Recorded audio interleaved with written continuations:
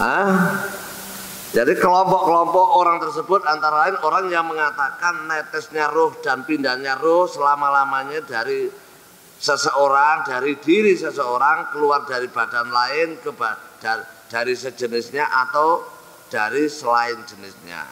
Mereka beranggapan bahwa diksesanya roh, diberi nikmatnya roh di dalam sendiri seseorang itu melihat kebersihan dan kotornya roh. Kalau sampai mau kejawen apa ya?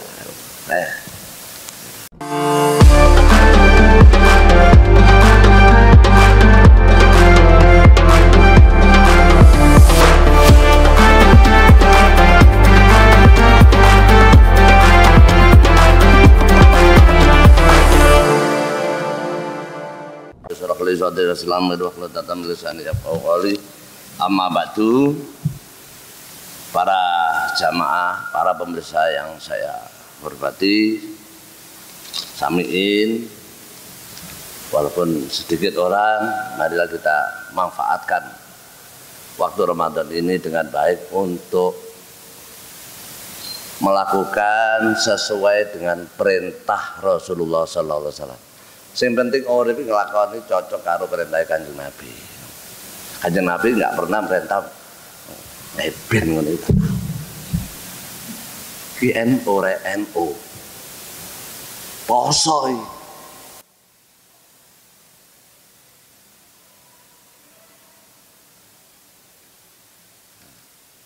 Ya saya karena merasa tanggung jawab, jadi saya marah. Jangan seperti ini. Perintah Kanjeng Nabi poso ini kita diperintahkan satu.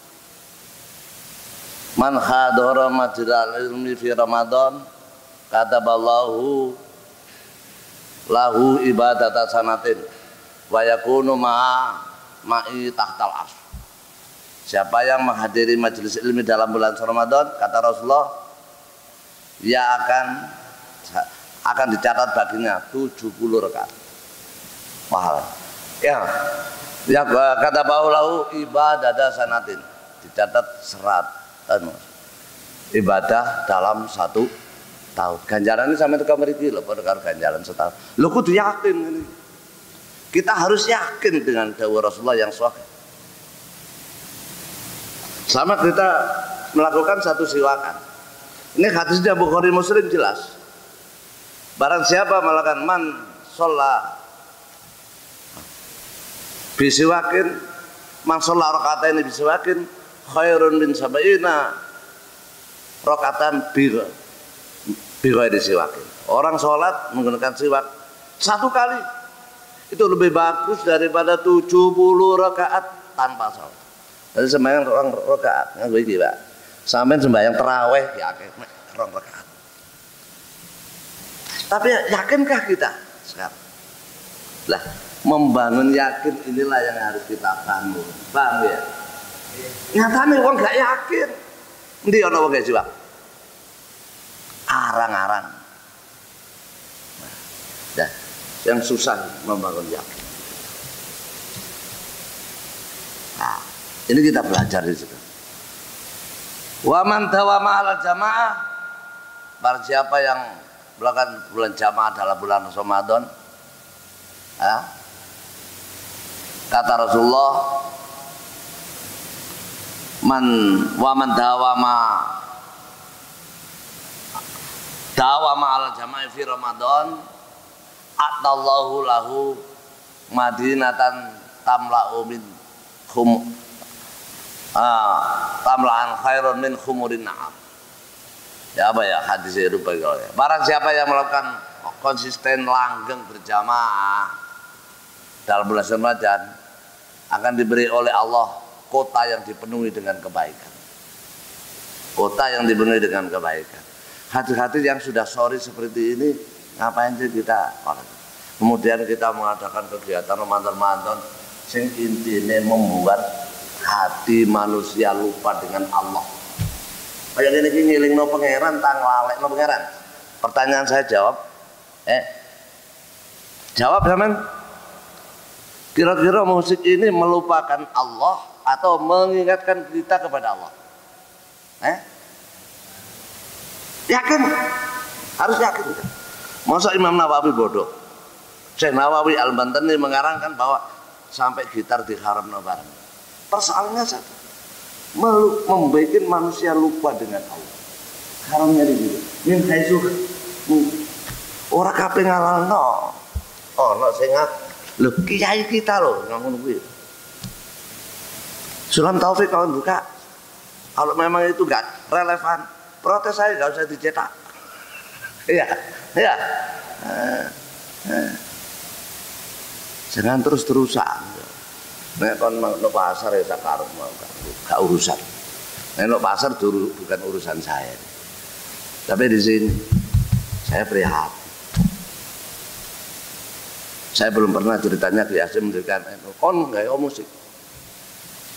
Musik ono Ramadan ono. Iya nek paham. Panitiane ora kuping ora patek dirungokno.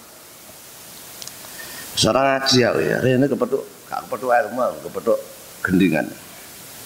Bismillahirrahmanirrahim. Wa minhum lan kusraking azab man utai wong kala kang ucapan bitana subil arwahi kelawan netese pira-pira ruh wanti qali lan ngali ruh abadal abadi ing dalem saklawase lafaz fil ashkhas ing dalem pira jenggarangane manusa takhruju mutaba arwah min badanil akhir sing badane wong kang wenek min jinsi saking jenis akhir au ghairil jenis wa zamalan menganggap menduga sapa da mengkono-mengkono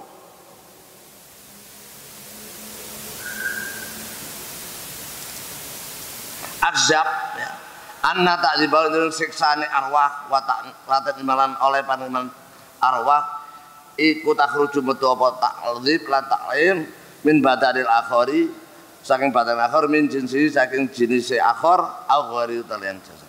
Oh fiha ya ada fiha ing dalam arwah bikasabi zakaiha kelan medani bersih arwah wa khobasiha lan kotori arwah. Ini kita perlu mengulas kembali bahwa di negeri Jawa ini Indonesia ya kemarin sudah diterangkan kemarin lerek ngaji betul. Oh lah ini ngarwi. Jadi aneh ini kemarin ngaji piye ngene. Ya coba saya sedikit mengupas saja sedikit. Jadi ini menerangkan tentang pegangan ahli orang Jawa tentang mazhab ahli sunnah wal jamaah dan terjadinya keterangan tentang mulainya nampaknya kejadian bid'ah dan tersebarnya bid'ah dari bumi Jawa dan keterangan macam-macam orang ahli bid'ah ya yang berada di zaman sekarang. Jadi Yasin sudah melihat pada saat itu di sini diterangkan sekitar tahun 1330 ini di Indonesia muncul kelompok-kelompok yang macam-macam ya pendapat yang saling bertolak belakang, pendapat yang bertentangan, lelaki yang saling tarik menarik. Jadi ono kelompok salafiyun, ono kelompok yang mengikuti kelompok falafiyun ya kelompok-kelompok yang berpegang teguh pada mazhab tertentu, berpegang teguh kitab mutabaroh, cinta ahli Baitullah, para wali, para solihin, tabarruk dengan pada orang yang hidup dan yang mati, ya ziarah kubur, talqin mayit, sedekah, ya meyakini adanya syafaat dan sebagainya. Ini kelompok salafiyun. Pada waktu itu terjadi sudah. Ada kelompok lagi namanya kelompok pendapatnya mengikuti pendapatnya Muhammad Abduh, Rosid Ridho, ya, Rosid Ridho. Mereka mengambil dari baitnya Muhammad bin Abdul Wahab. Ya, saya pernah membaca buku majalah Turki. Dan saya tambah punya 3 bersaudara. Wallahu a'lam bishawab ya. Ada Said Sulaiman, ada Said Abdullah dan Said Abdul Wahab. Said Sulaiman, Said Abdullah, Said Abdul Wahab. Makanya lah Said Sulaiman, Said Abdullah itu orang Sunni ya. Nah, yang beda pendapat Sayyid Abdul Wahab ini, yang memusyrikkan orang yang ke kuburan. Akhirnya perpecahan terjadi, munculnya Wahabiyah. Salah satu keterangan begitu ya. Dan di sini tahun 1330 ada kelompok muncul baru-baru di Indonesia. Ya. Seperti pendapatnya Muhammad Abdu Rosid Ridho, ini mengambil dari bid'ahnya Muhammad bin Abdul Wahab, Ahmad bin Ibnu Taimiyah, dan muridnya Ibnul Qayyim, Ibnu Hadi, semuanya mengharamkan sesuatu yang disepakati ulama sunnah menurut mereka diharamkan, ya, termasuk ziarah kubur Rasulullah Sallallahu Alaihi Wasallam dan sebagainya. Ini kelompok ini Muhammad Abdu, saya ini jadi Wahabiyah gitu, hati partai dari PKS dulu Riko sampai kandang, ya, Ini orang ngerti orang desa ya piye terusan ya sudah orang ngerti. Lah antara lain ketika itu muncul wa minhum rafidiyuna sabuna sayyidina Abu Bakar wa Umar wa Utsman, ya. Juga ada kelompok namanya Rafidiyun, ya. Mungkin itu disebut dulu, kalau dulu kelompok Khawarij atau kelompok, aku lebih cenderung kalau melihat kepahaman ini lebih cenderung orang ini orang Syiah, ya. Dia mereka misui Abu Bakar, misui Sayyidina Umar, ya. Mereka sengit para sahabat, dan mereka sangat menyintai berlebihan kepada Sayyidina Ali radhiyallahu anhu dan keluarganya. Para sahabat ini ngomong Syiah. Nemen gak seneng Abu Bakar Siddiq, nemen gak seneng karo Sayyidina Umar, kalau keluarganya Sayyidina Ali berlebihan,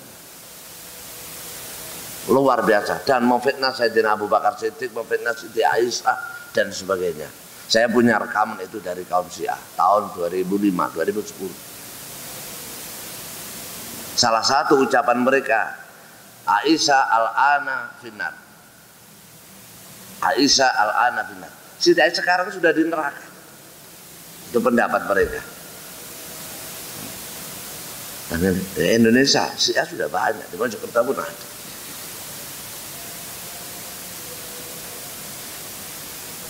Juga Rafidun, tadi ini ke zaman biyen ke sana, zamannya Wali Songo.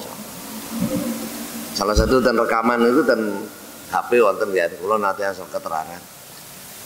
Ana murid Siti Jenar iki duwe kerek loro. Murid.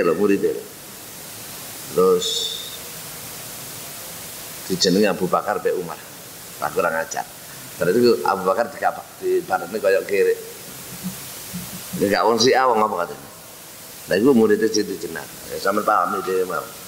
Itu benar atau tidak wallah alam, itu salah satu. Dan kelompok lagi kelompok Ibahyun, ya.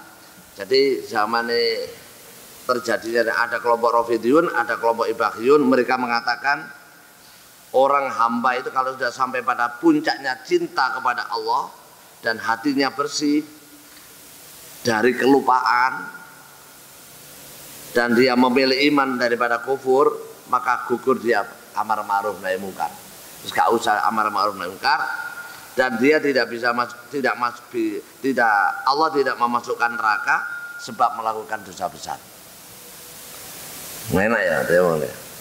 Jadi nek wong iku wis puncake cinta nang Gusti Allah, wis nemen, atine wis bersih, ya, terus milih iman daripada kufur, gugur darinya amar ma'ruf nahi munkar. Allah tidak memasukkan ke neraka sebab melakukan dosa besar, membunuh, zina dan sebagainya. Gak iso mlebu neraka, tetep swarga. Itu jenenge kelompok Ibahyun. Nah, dulu saya sebenarnya itu. Jadi duduk kelompok awake dhewe ya. Itu salah satu diantaranya begitulah. Sekarang diantara lain kelompok kalau nggak tahu mengatakan netesnya ruh dan perpindahannya ruh selamanya dari seseorang keluar dari badan satu ke badan yang lain. Jadi ruh itu berkeliaran pindah-pindah. Ini ono kelompok berpendapat seperti itu. Mereka beranggapan menduga bahwa siksanya ruh, menerima nikmatnya ruh, di dalam ruh itu melihat kebersihan dan kotornya ruh. Nek ruh bersih ya oleh kenikmatan, nek ruh kotor itu ya oleh siksa. Nah ini salah satu kelompok yang terjadi pada saat itu. Sekarang pun tidak beda sebenarnya, cuma namanya saja dirubah. Apa? HDI, apa mana? FPI, apalagi yang lain sekarang? RDII, terus apalagi macam-macam ya, macam-macam. Terus melalui nama partai PKS, di balik itu adalah pahaman Wahabi yang disebarkan dan sebagainya. Terus ini muncul namanya SDIT. Angkatan itu kalau sampean kedawas bon terpancing ya. Terpancing. Jadi kelompok-kelompok orang tersebut antara lain orang yang mengatakan netesnya ruh dan pindahnya ruh selama-lamanya dari seseorang, dari diri seseorang keluar dari badan lain ke dari sejenisnya atau dari selain jenisnya. Mereka beranggapan bahwa diksesanya ruh, diberi nikmatnya ruh, di dalam sendiri seseorang itu melihat kebersihan dan kotornya ruh. Kalau sampai mau kejawen apa ya? Qala Syihabu Al-Khafi dalam sirahnya waqad kafarahum ahlu syar'i lima fi min ta'dzibillahi wa rasulihi wa kutubi. Syihabun Al-Khafi dalam sirahnya menjelaskan dalam kitab Syifa, ahli syar'i menghukumi kufur pada mereka. Orang yang berpendapat seperti ini hukumnya kufur. Karena apa? Membuat kebohongan kepada Allah dan Rasulnya dan kitab-kitabnya. Kitabnya Allah gak ngono. Ya, nek ono wong keyakinan seperti itu bukan ahli sunnah wal jamaah, dan ahli sunnah menghukumi orang tersebut kok.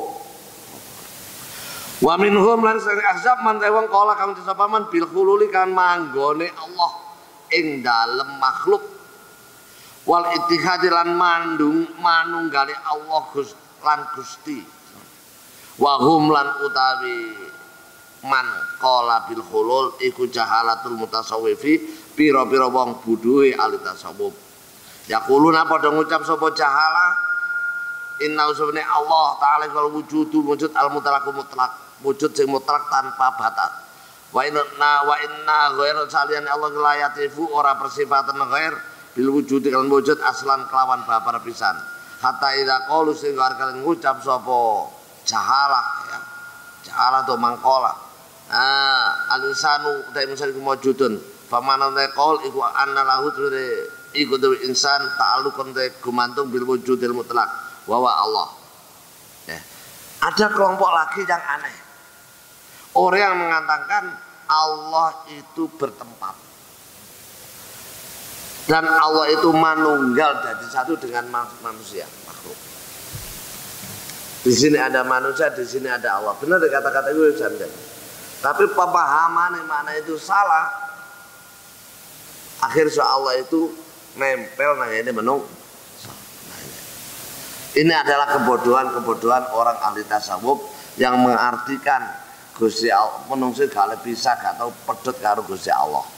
Lalu diartikan Gusti Allah manunggal karo manunggale kawula karo Gusti. Ya, ajaran itu jenak. Kira-kira ngono. Mereka meyakini mengatakan bahwa Allah itu wujud mutlak. Dan selain Allah tidak ada persifatan wujud sama sekali. Jadi sampeyan iku buat wujud, hanya bayangan tok. Sing wujud asli niku namung Gusti Allah. Lho ngono karepe kene. Karena mereka mengatakan manusia itu maujud. Artinya apa? Bahwa manusia memiliki bergantungan dengan wujud yang mutlak, bergantungan wujudnya Allah. Sehingga yang sejatine perkara sing urip iki namung Gusti Allah tok. Nah, ini gambaran-gambaran orang-orang yang memiliki kepahaman yang menyimpang dari kita, agar kita tidak salah paham. Betul. Allah salam al-amir fi khasiyati abdi salam bahwa indal qaul iku kufrun sorihun. Qaul mengatakan bahwa Allah itu wujud mutlak, lainnya itu tidak bersifatan wujud sama sekali.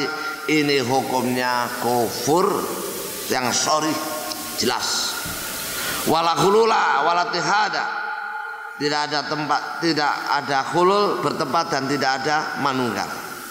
Ini merupakan kufur mutlak. Fa in waqa alam tumiba min akabil auliya apa ma barang yuhimu kang gawe cipta Allah apa ma dalika mengkono-mengkono gawe cipta apa ma barang yuhimu kang gawe cipta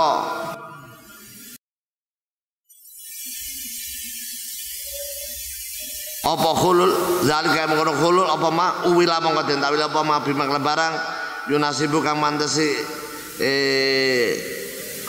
ing ma yunasibu kang mantesi apa ma cedhek ing ma yuhimu. Nah, kame bareng ya kau kang tumiba minhum saking akabir aulia fi wahdatil wujud dalam manunggali wujud kakoli badim kaya pengucap setengah akabir aulia maafil jubati illallah, nyata dapat maafil jubati orang-orang iku ing dalam jubah kecuali Allah. Aroda ngarepaken sapa akabir ula annama izin barang fil jubati ing dalam jubah bal wal kauni balik ing dalam alam kuli sekenan iku la wujud orang wujud la ma illa billahi angin kelawan Gusti Allah. Ngeten al-alama al-amir dalam khasiatnya Abdi Salam mengatakan perkataan orang yang mengatakan Gusti Allah manggon dan manunggali kawula karo Gusti, ini kebodohan tasawuf. Ia mengatakan bahwa wujud mutlak, Allah itu wujud mutlak, selainnya tidak bersifatan wujud sama sekali. Pendapat ini hukumnya kufur yang sorry. Nah, dan tidak ada bertempat, tidak ada manunggal. Apabila terjadi dari kalangan para waline Allah, ya, ini para waline Allah, sesuatu yang membuat apa ya, salah pengertian, maka itu ditakwil sesuai dengan yang pantas, seperti yang terjadi dari mereka dalam contoh wahdatil wujud. Badil aulia mengatakan maafil jubati ilallah, tidak ada yang dalam jubah ini kecuali Allah. Ini kan membingungkan ya. Kaya-kaya Gusti Allah manggone nang jero oplok.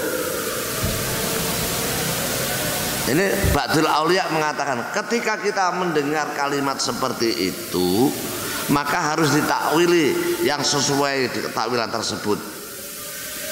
Maka yang digendaki bahwa barang yang ada jubah bahkan di dalam alam semesta ini tidak ada wujud baginya kecuali dengan adanya Allah. Kudu ditakdiri ngono. Tunggale ana dawuh la ilaha illa ana Pak Buduni, tidak ada Tuhan kecuali saya, maka nyembahlah kepada saya. Itu artinya para wali itu, wali tersebut menyertakan hatinya, ucapannya menceritakan nopo sing didhawuhna Gusti Allah. Sejatine perkara sing dawuh ora ana pangeran kejaba aku, nyembah nang aku iku Gusti Allah. Ya, perkataannya para wali seperti ini harus kita ya, barang yang ada jubah bahkan alam semuanya tidak ada yang wujud kecuali dengan Allah. Harus itu supaya kita tidak musyrik. Wallahu a'lam bishawab. Al-Fatihah. Allahumma shalli wa sallim ala sayyidina Muhammad. Alhamdulillah. Amin. Allahumma salli salatan tunjina biha min jamil ahwali wal afas wa taqdi lana bi jamil hajat wa biha min jamil sayiat wa tarfa'na biha wa tubalaghuna biha salatu min jamil khairati wa hajamat. Rabbana la tuzigh qulubana ba'da idh hadaytana wa hab lana min ladunka rahmatan innaka antal wahhab. Alhamdulillah min al-Fatihah. Para rekan-rekan teman sekalian, sudah maghrib belum ya? Embon ya. Jadi yang saya maksud, kita ini bulan suci Ramadan ya. Bulan-bulan yang